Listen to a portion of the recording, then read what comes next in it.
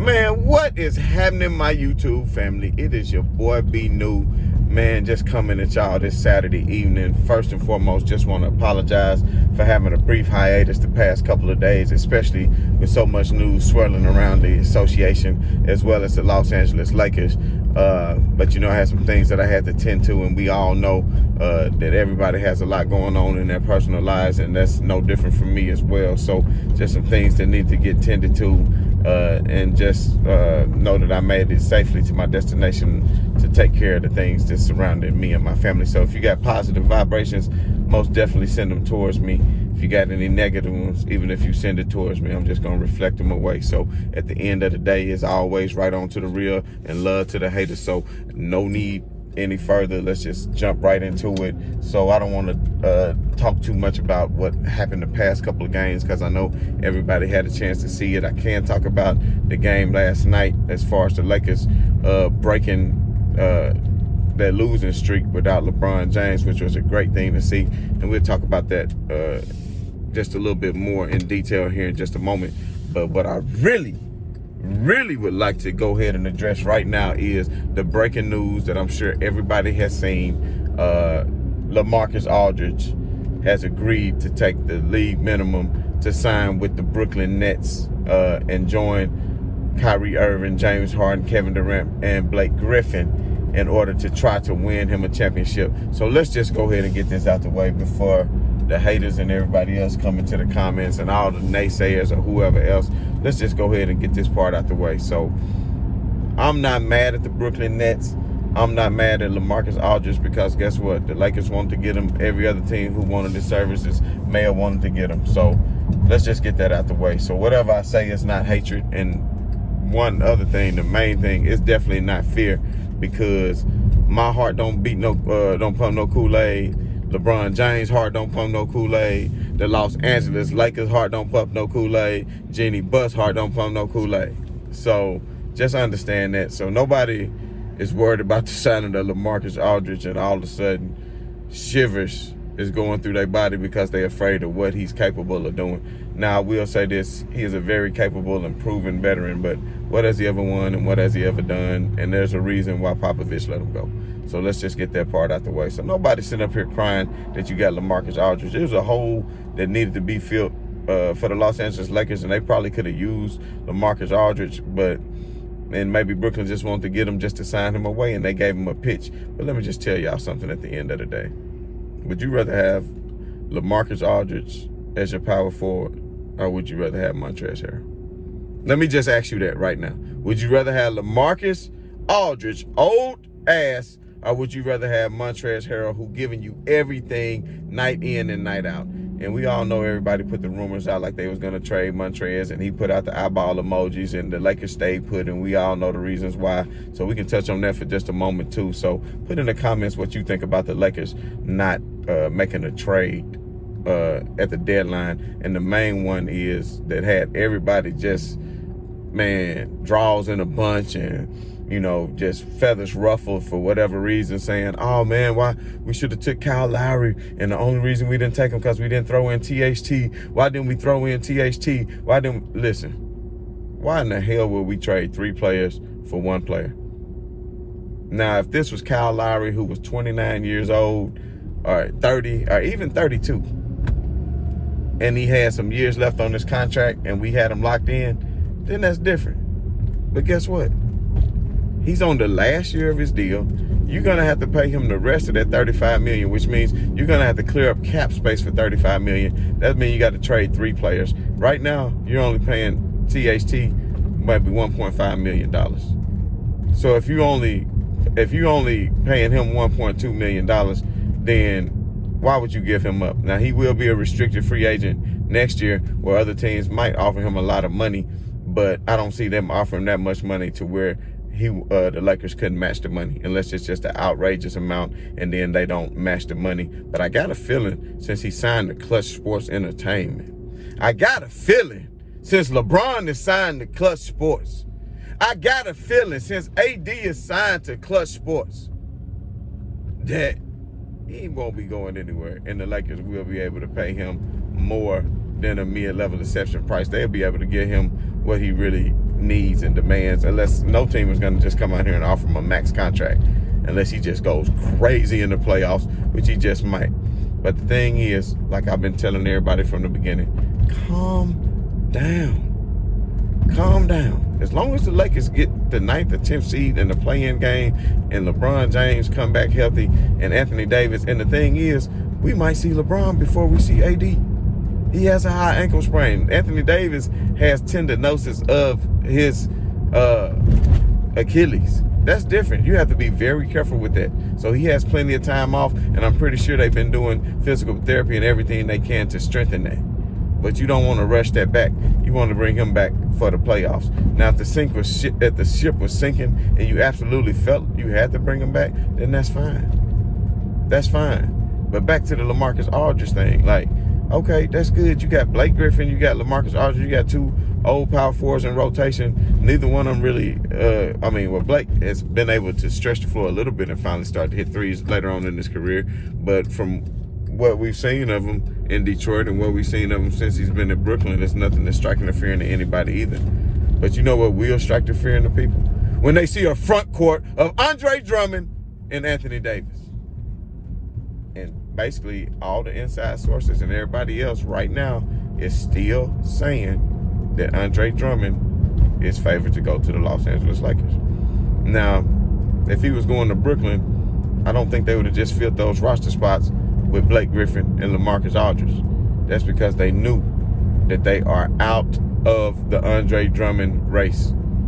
They won't be getting Andre Drummond. So that's a wrap for them. So as the Lakers played last night and really stepped up their defense, which we all know it was only Cleveland. But the thing is, if you looked over the schedule for the next couple of weeks, we pointed out the games that this team was capable of winning without LeBron James and Anthony Davis. The Cleveland Cavaliers was one of those games. The Orlando Magic coming up here is another one of those games. And especially since Orlando got rid of Aaron Gordon and so many other Vujacic and other key pieces on the trade deadline on Thursday, then they probably not going to be a formidable opponent when the Lakers lace it up against them coming up here this Monday night. So that'll be another win in that column. All they got to do is just try to stay afloat.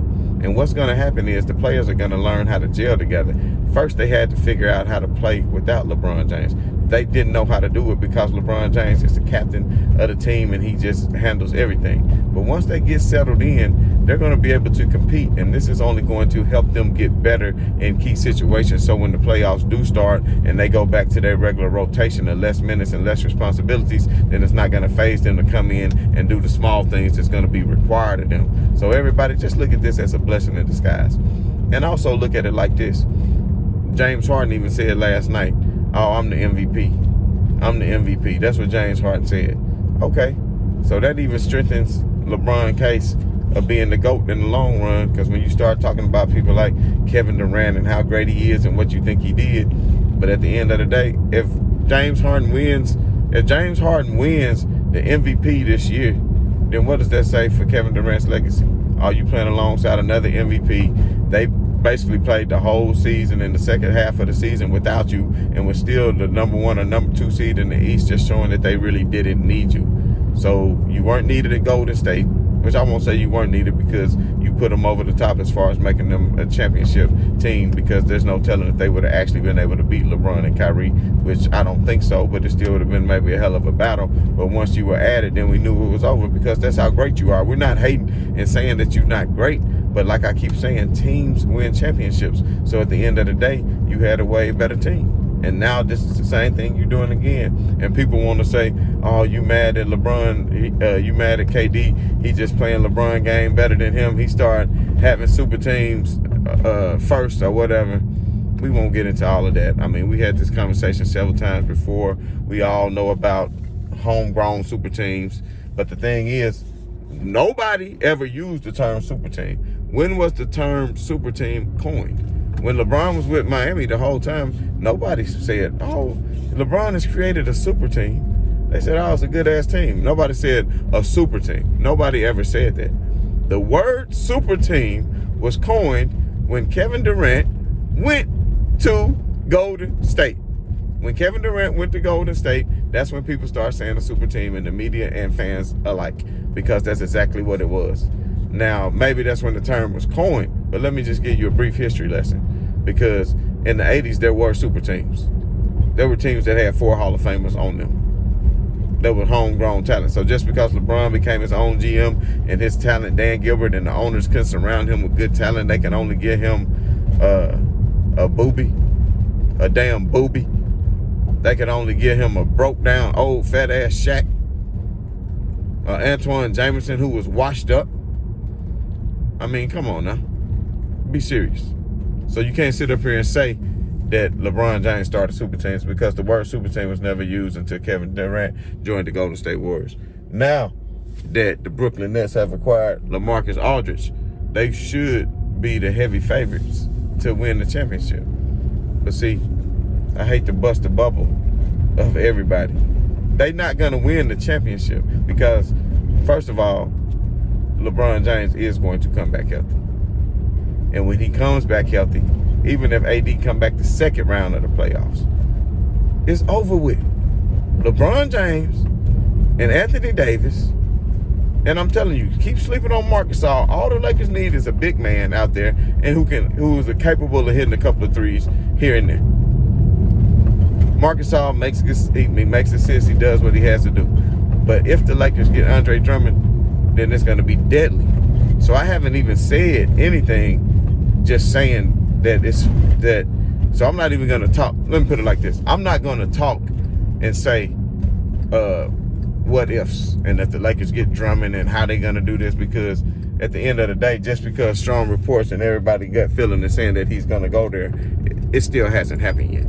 So I'm going to speak in terms of right now of the Lakers not even having Andre Drummond, and I'm still sitting up here willing to bet with anybody that the Lakers, without Andre Drummond and the current present team now, with a fully healthy Anthony Davis and a fully healthy LeBron James, and in company with Dennis Schroeder, if KCP can start playing at a better level than what he was, then at the level that he played in the bubble last year, and Caruso and Montrezl coming off the bench playing where he's supposed to be as the backup to Anthony Davis, and everybody is in their required role that they were supposed to play. But the Lakers have had to deal with so many injuries throughout the year, all at different times and different points during the season, as well as COVID-19, tracing and things of that nature. So don't get it twisted up, because I'm telling you, had LeBron James and Anthony Davis not been hurt, had they not been hurt, I guarantee that Las Vegas, regardless of the moves of Brooklyn and James Harden, regardless of the moves of Brooklyn and Blake Griffin and LaMarcus Aldridge, I would be willing to bet that Vegas still would have had the Lakers as the favorite to win the finals. And then probably would have had Brooklyn number 2. But as I see it right now, LeBron James will be healthy. It's been a week. It's been a week now since his injury. Come tomorrow, so that's 1 week down. All the Lakers got to do is hold it down until LeBron can just get semi-healthy. And please believe he will be. So at the end of the day, that injury won't be long. And like I was saying, the Lakers did the right thing by not getting Kyle Lowry, because Kyle Lowry is 35 years old. Kyle Lowry is 35 years old with a $35 million contract. So he would have wanted big money in the offseason. Say he would have came to the Lakers and they wouldn't have won the championship with him and it didn't work out. Well, he probably walks in the offseason. Unrestricted free agent, can go anywhere he wants and demand more money. But the Lakers are still paying Luol Deng $5 million discounted against the cap on the hard cap. So just think about it for a minute.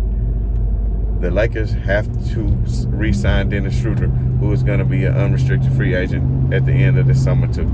So what the Lakers want to do is make a deep run, vie for a championship, or either win the championship, which I think they still can and will win the championship with the healthy LeBron James and Anthony Davis. I think they can and will do that. But then they need to re-sign Dennis. And Dennis, I want to say, make maybe $15 million a year now. So he's going to want some kind of raise. Of course, he's not going to be a max contract player because the market not even going to demand max contract out of him. And he's going to see, well, I got a damn good team to play at. I'm out here on the West Coast. I'm in La La Land. Everything is lovely. So let me go ahead and sign this contract. So he might get a bump up from, 15 million to maybe 20, 18 or 20, Keep the Lakers might have to pay a little bit of luxury tax, and then depending on how much they got to pay THT. So the best thing to do is keep place. You cannot get rid of all your players and get rid of Dennis Schroeder, and then let's say you got rid of Schroeder. Let's say you got rid of Dennis Schroeder, right? And once you got rid of him, now Kyle Lowry, his contract is over at the end of the year. Let's say he walks and goes somewhere else because you can't really afford to pay him the max salary. Well, I guess you could because you got rid of those 3 players. So what you gonna do? Sign him to a max salary, so you'll be paying him, LeBron, and AD 35 to 40 million apiece, and just surrounded by those big 3. I hate to say it, I got love for Kyle Lowry, but he's not he's not worth 35 million a year for the Lakers cap. I would much rather see the Lakers take that 35 million, and even if they didn't have Schroeder, I say sign Schroeder, and then with the other money, go out and sign players like JJ Redick, Wayne Ellington, just people like that who's capable of spacing the floor and hitting 3-pointers. Because as long as you got Anthony Davis and LeBron James, you got a chance. So at that point, all you got to do is surround the team by other players who's capable of hitting threes. And once you do that, then you're good to go. And then you can make a championship run for quite some time. So one other thing I want to touch on, it was something else I did want to touch on, was from the game last night. The Lakers played a hell of a game, and even though, like I said, it was just Cleveland, the intensity that they put on defense, the chase down block of Schroeder, like everything that they did, all the steals, holding Cleveland to 10 points in the third quarter, I think was an amazing job. So if they can come out every night and play that tough on defense, you'll be surprised. You'll be surprised. And I know they got a lot of tough games coming up against Milwaukee, and they're going to be undermanned, but who knows? Who knows? But keep an eye on what's going to happen to Andre Drummond. And then also I did want to touch on, because, I've been out the past couple of days, I did want to touch on the game before that, when the Lakers played Philly. And they was kind of in that game. I think for the most part they was in that game, but in the third quarter they really got smacked around. And once they took the big lead in the third quarter, they could never get back into the game. So they played a very poor third quarter and shot it very terribly. But I want to touch on the fact that Dwight Howard and everybody saying, oh, they grown men, you know what I mean, let them play and all this and this and that. Listen, Dwight Howard and his antics, nobody want to deal with that, man, because at the end of the day, the way I look at it is the play is over. You keep locking your arms with me, doing all this, trying to make it seem like I did something to you. So basically what he's trying to do is tactic. And I know people are going to say, oh, it was good when he was with the Lakers doing that last year. You didn't have a problem with it. Go back and watch any of my videos. I never applauded him on doing any of the antics. I just want Dwight Howard to go out there and play basketball. And that's all Frank Vogel wanted him to go out there to do, was to go out there and play basketball and stop with all the antics. He even said that for a couple of games. That's why he got some of his minutes cut. But at the end of the day, you don't walk all up on another man. He going to the bench, and it's a timeout. You go into a commercial break or whatever you doing, and you walk. I don't care if you got your hands all up and you walking all on me, man. Listen, you're gonna get fired on. So then, basically, the referees, what they trying to do, I know they said we trying to showcase the athletes and showcase talent, which is true. But my point is, that's all well and good, but I think they protecting people too, because that's how you prevent the fights from going. Because you see stuff keep happening. Now we gave you a warning, but see, you already had a technical, so that's your second technical, and that's it. So it's just like being a big baby. And I know Chris Webber and everybody at the break and the halftime was saying, "Oh, man up, let them play like me." And back in the day, that's fine, but back in the day they used to let them fight. So if that's the case, then go on and let them fight. So basically what Dwight Howard doing is a punk move. He's doing all this because he's trying to get dude to foul him. And then when he fouled him, then what? He out the game. Now you can just really go out here and dominate. Now Dwight Howard did have a hell of a block against Montrez and send him to the floor hard before that. But Dwight Howard was just trying to show the Lakers what they was missing out on. But he chose to walk because he thought he was worth more money. But, he feel like he can win a ring in Philly. But, when Embiid come back too, then maybe that's the case. They can put together something. But everybody think that Brooklyn going to have a straight walk to the finals. Brooklyn's still going to have to play against Miami, who added Oladipo and Jimmy Butler. They got some great defenders on the wing. So we can see how that's going to work out. But my point is, there's some tougher teams in the East, at the top tier of the East, that Brooklyn going to have to deal with. I won't really include Boston in that, but I will include I will include Miami in that because I think they'll pick up, and once they mesh together in the last month and a half of the season, that we can actually see them doing something. So I will include Philly in that, and I will include Miami. So I think Philly and Miami are both capable of giving Brooklyn a run for their money. Not saying that they will win the series, but another thing is still to be said. Everybody who think, well, Kevin Durant, he's been sitting out, but think about it, he's been out all this time. You think he's just going to come back? I mean, and just be healthy, and he's going to have to be able to get back into game shape. It take a while to get back into game shape, and he might not necessarily be in game shape just yet. You know, he might not be in game shape just yet, and plus they're going to have to build some kind of continuity on the floor, some kind of fluidness, but they might not be able to do that because Kevin Durant done missed so much time. You know. Oh, and another thing, I know in the previous video I said about Kyrie missing time, and I was like, if it's really family business, I said it was cool. People want to say I was hating, but I was just saying maybe I question the validity of that. But as we do all know now that Kyrie Irving was there for the birth of his child with his fiance, his girlfriend, or whatnot. So, hey, nothing wrong with that. So I'm not trying to hate on the man. If you got personal time, most definitely, man, family is number one. And that's why I missed the past couple of days, too, because I had to take care of this family business. And that's what I do. You understand what I'm saying? So at the end of the day, you know, Kevin Durant can come back to Brooklyn and they can all be healthy. If nothing else, it's going to be a very, very entertaining playoffs, and I'm looking forward to watching it. And I'm also looking forward to LeBron James getting healthy. I'm just hoping that it will be a month. And everybody was saying 4 to 6 weeks, but that's 4 to 6 weeks from the time that it happened. So week number 1 down. And I can rest assure you, if LeBron feel like, oh, it's going to be sore after about a month, and I can go out here and play on it and it's just sore, then please believe he's going to do it if the Lakers need him in order to secure a playoff spot. Now, if they don't, and they've already secured a 7th, a 6th, 7th, or whatever, then he'll come back when he is completely 100%. But if not, I'll take an 80% LeBron James, and then let's strap it up and let's go. I would hate that, you know, for him to be in the playoffs not completely healthy and nursing an ankle all through the playoffs would not be the most ideal thing. But sometimes you may just have to do what you need to do. But at the end of the day, that was just me chiming in on everything that's happened here the past couple of days.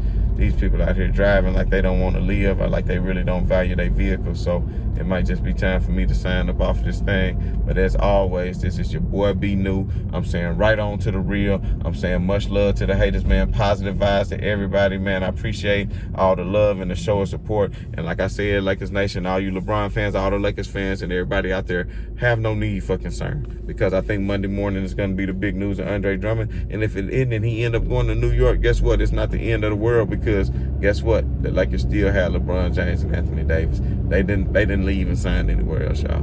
They didn't leave and sign anywhere else. So it is what it is. Peace and much love to everybody. Right on to the real. Much love to the haters. I'm out.